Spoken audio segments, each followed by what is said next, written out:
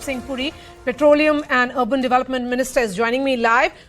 Dr. Puri, really appreciate your time. The budget has allocated 79,000 crore for the PMAY, which is a hike of 66%, which will ensure that the urban poor get a home.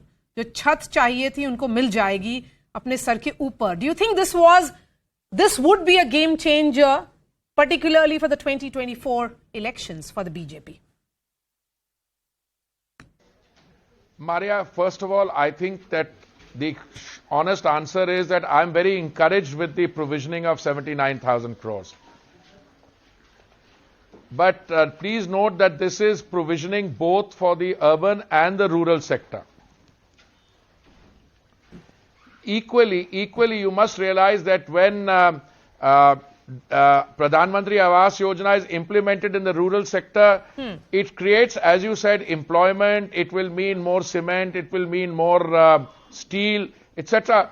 But this is part of an overall approach which the budget takes. Why do you start with 79,000 crores for Pradhan Mantri Awas Yojana? I would go back to the 10 lakh crores, the increase from 7.5 lakh crores to 10 lakh crores on capital expenditure, which is in fact a 33% increase from 7.5 lakh crores. But what is more serious is that 1,30,000 crore will go to the state governments.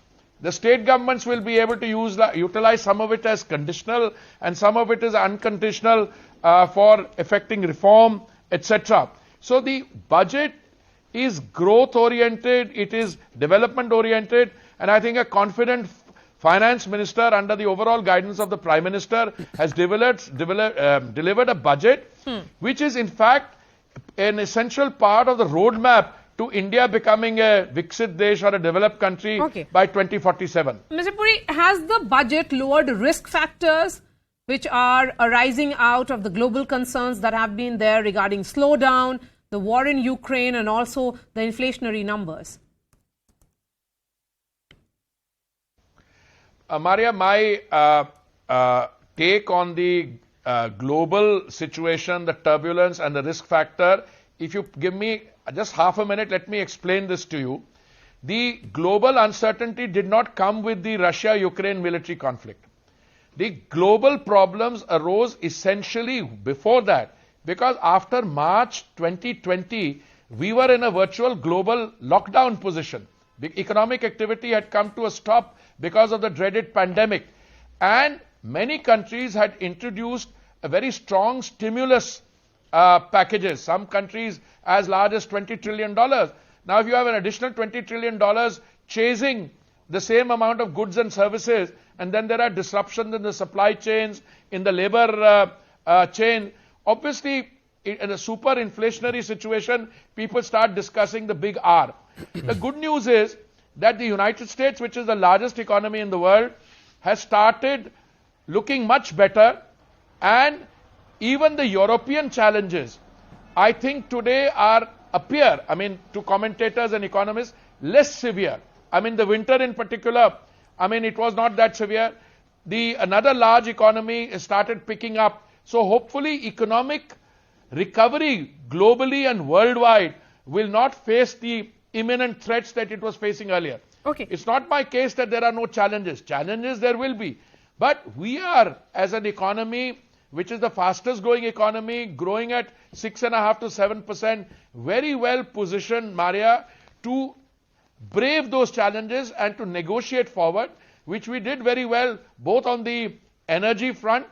We diversified our sources of supply. We bought from wherever we could. We are increasing the domestic E&P. We are increasing our green transition. We are going into 20% biofuel blending. We are going into CBG in a big way. And the budget today provides all the ammunition that we require for CBG.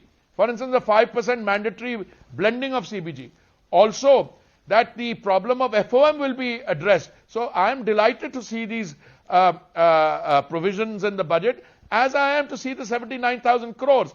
But that 79,000 crores also means that, this is ongoing work. It also means that on the rural area, where we need to address some economic activity issues, this will be helpful in that. So the rural economy will be greatly facilitated by this kind of provisioning of resources. Since you also hold the petroleum portfolio, I want to understand from you, because you had said that the government should compensate oil marketing companies for the financial hit they have taken by selling petrol and diesel at a less than market rates.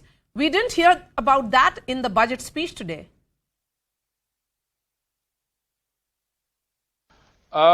It's my duty as the line minister to give the, to support the requests of the my clients, which are the OMCs in this case. Whilst you didn't see any, this thing, I want to remind you, when they said that they were 28,000 crores down because of gas prices, they were compensated 22,000 crores some time ago. Now, this 35,000 crores which is coming today, 5,000 crores is to replenishing the strategic petroleum this thing. And another 30,000 is for capital expenditure and green transition. I mean, now, one part of them may not be compensated, but overall economic activity is going to those OMCs. So at the end of the day, that 35,000 crores will be going there in one form or the other. Okay, my last question to you, Dr. Puri. The finance minister has highlighted that green growth will be one of the 7 priority areas, which is Saptarishi of this budget 2023. There has been an allocation of 35,000 crore for capital investments towards energy transition and net zero objectives by the Ministry of Petroleum and Natural Gas. The question is this enough?